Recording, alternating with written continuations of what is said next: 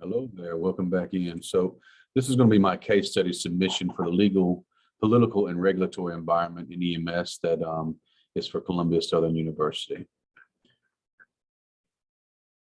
So there has been a prevalence of violence against first responders that's grown a lot in many recent years, and it's a continued threat to all of us.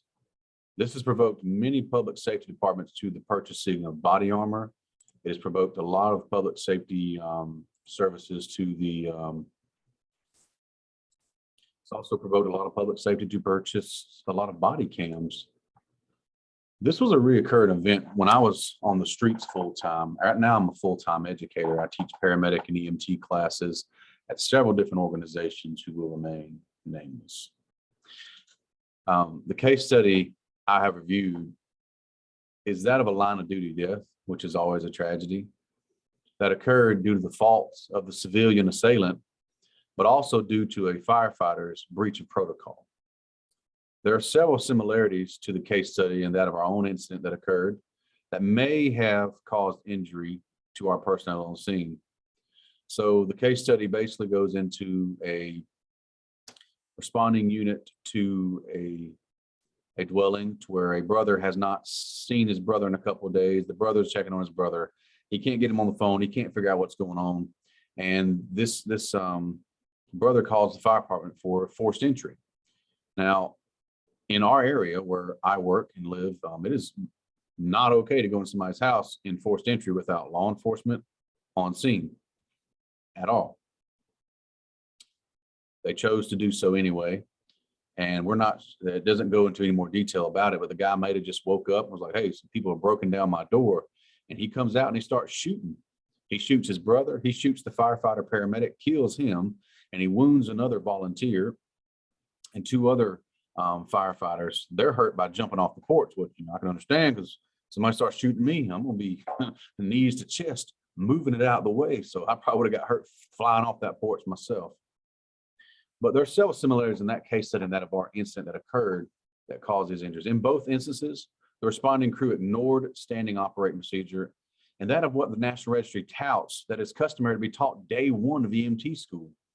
We have a saying here in the Atlanta area, Atlanta-lations 24/7. If the scene becomes unsafe, thou shalt dippeth out. Amen and amen. So they went into an unsafe scene without it being cleared by law enforcement. This is also against a lot of departmental standards across the country, such as Atlanta Fire Rescue, Jonesboro Fire, Grady EMS. All these companies around here have similar, stances on that. Most service in the area preach a safety culture and are adverse to a risk culture. However, I can say that I cannot say that I never took risks because that is the job.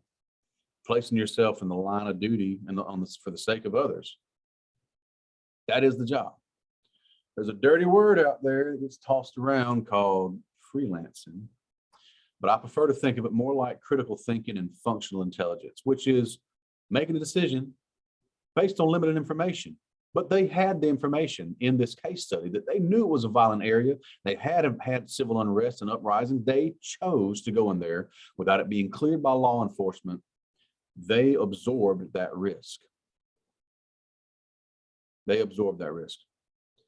disregarded all safety protocols to venture in an area with the known civil unrest, and they were injured. And I don't feel like that's a very defensible position. My expectation of company officers in this situation is that they are going to use this opportunity to grow their crew members. You either win or you learn, is how I feel. And in this situation, I feel like they had to learn from this, like, you know what, that SOP is in place for a reason and it's for our safety.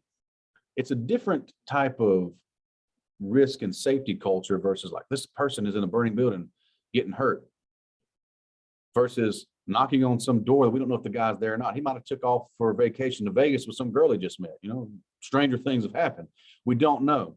They put themselves on the line. They breached SOPs. I hope these company officers can use this to help teach functional intelligence to their crews and that there's a reason for SOPs. And they use this case study as a training opportunity to not enter violent medical scenes without them being cleared by law enforcement. This case study can be found on the NEOSH firefighter injury report of a local firefighter killed. This happened in 2018. I've listed a link at the bottom of the case study paper I have here. It's from the CDC. Also, there's some Jonesboro standing operating procedures that just kind of highlight how I picked at random, a fire company around here.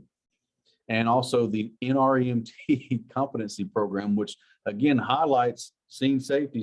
That's the first thing you're taught in EMT, paramedic, firefighting school at every place that you could possibly work.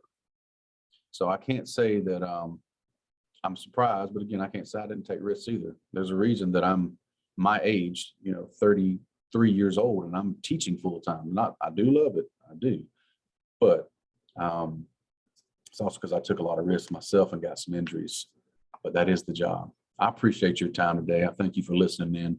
Y'all have a great evening.